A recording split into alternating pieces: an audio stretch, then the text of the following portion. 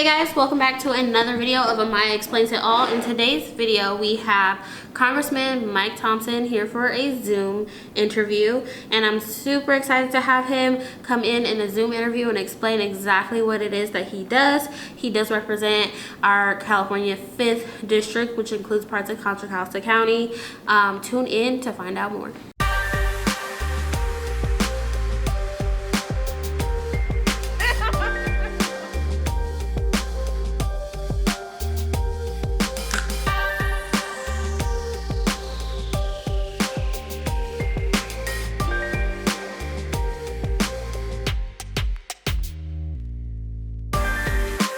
I have a couple questions from a few of our teens, and then I have some questions that I came up with on my own, and I'm ready to get started if you are. I'm ready anytime. All right. So for our viewers, can you explain what is Congress and what is their role in our government? Well, Congress is the legislative branch of the federal government. There's two houses of Congress. There's the United States Senate, which is made up of 100 members. There's two U.S. senators for every state in the nation. And the other house is the House of Representatives. I serve in the House of Representatives.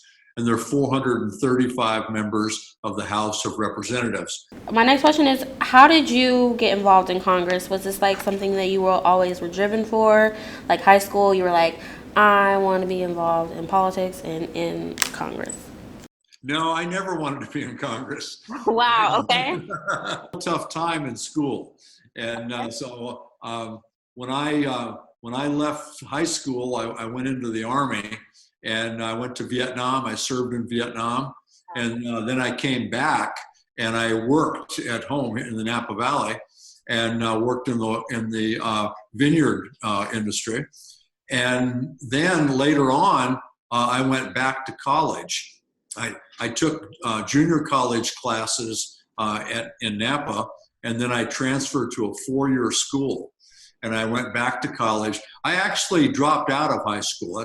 I wasn't very excited about school, so I got a GED in the Army, came back and went to a community college, then transferred to a four-year college.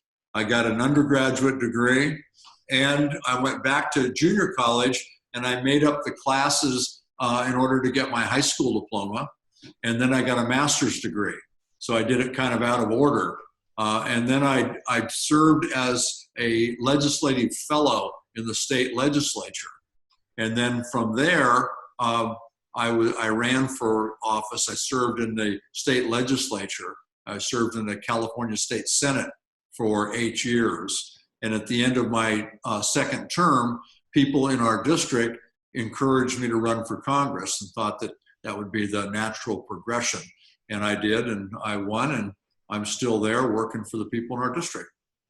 That is pretty awesome. Thank you for sharing that journey with how high school was for you, because I think a lot of teens kind of face that problem too, of not really enjoying it and not feeling motivated to complete. But it doesn't always stop there. I would just highly recommend that you all do it the traditional way. My way was kind of a roundabout, rocky way to get there. Oh yeah. Have you met any presidents, and which ones have you met? Bill Clinton and I are friends. I worked with him. I've met George Bush, the second George Bush.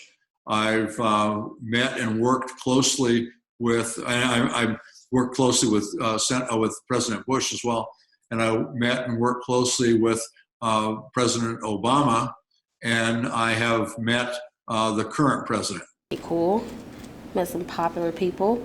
I'm going to introduce the first question from one of our teens. Hi, Congressman Thompson. I'm Lois, and I'm a junior in high school. I'm also a cheerleader. How do you expect this pandemic to affect after-school programs and sports? Okay. I think the pandemic, first of all, it's important to understand that coronavirus is a medical issue. It's a health issue. And everything that we're experiencing, the shelter at home, the closing of schools, the inability to go to a sports game and things of that nature. That's kind of that's the fallout from the health problem. So first and foremost, we need to get our arms around the health problem and address that. That's why it's so important to follow the guidelines. Stay at home, wear a mask if you're out, stay 6 feet away from people, don't touch your face, wash your hands, all the important health and safety instructions that we've been getting. And then the sooner we get that under control, the other things will ease a bit. There's no question that we're going to experience some tough fiscal times because of this pandemic. We're spending a lot of money dealing with this. So budgets are going to be short, and the short budgets are going to have an impact on every program. And we need to make sure that we don't allow people to fall through the cracks because we're trying to, be physically prudent. There's a time for that. Right now, it's a time to invest. It's a time to invest in our health and safety, and it's a time to invest in our human resources as well, the people of our great country.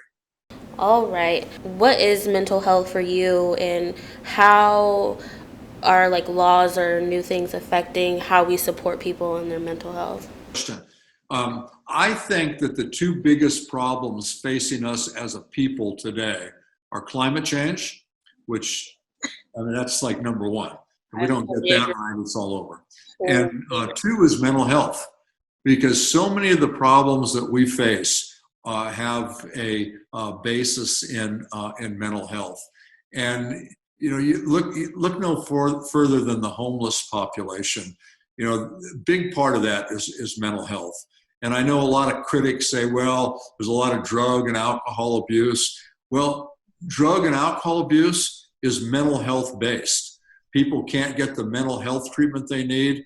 They end up self-medicating with alcohol or drugs, and the problem becomes exacerbated. Our jails are filled with people who don't need to be in jail. They need mental health help. And we need to do a lot more.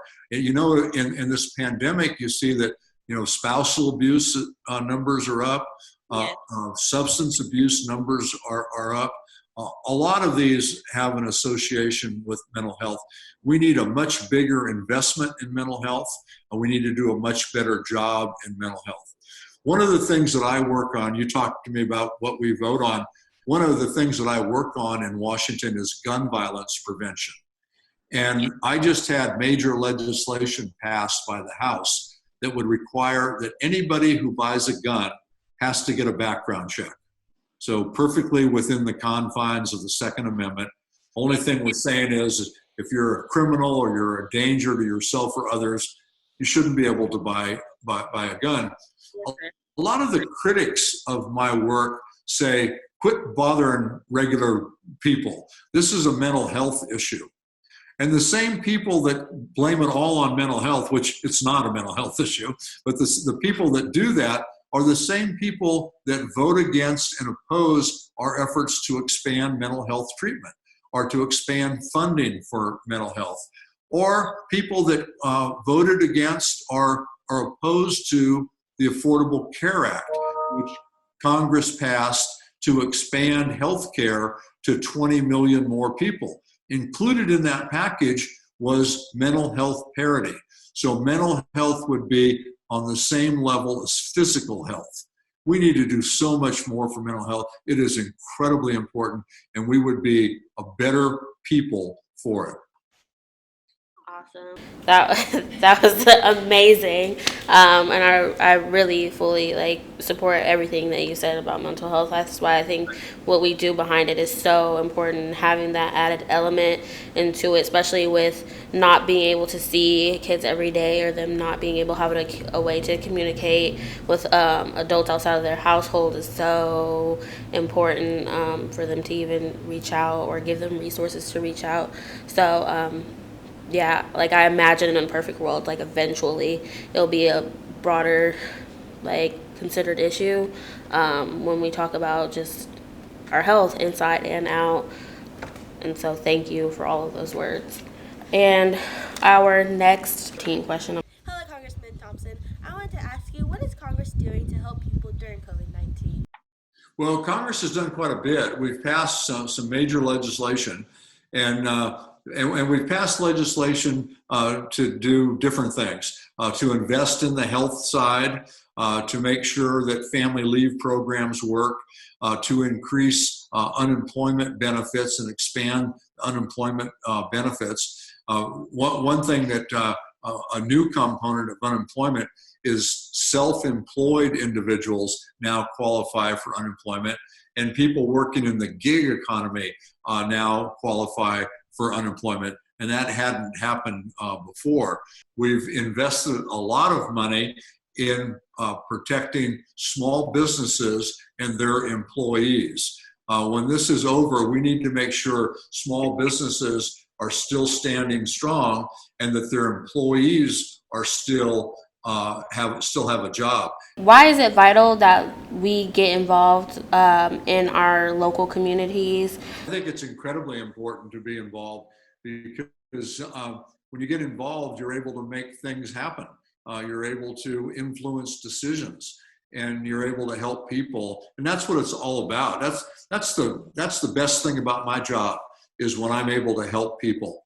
Yeah. And you know that it's you're in the perfect environment for the boys and girls community is an absolute textbook perfect example of helping people, and that program and that organization is so outstanding, and you change lives, and you don't change lives by hanging out on the park bench. You change lives because you're there.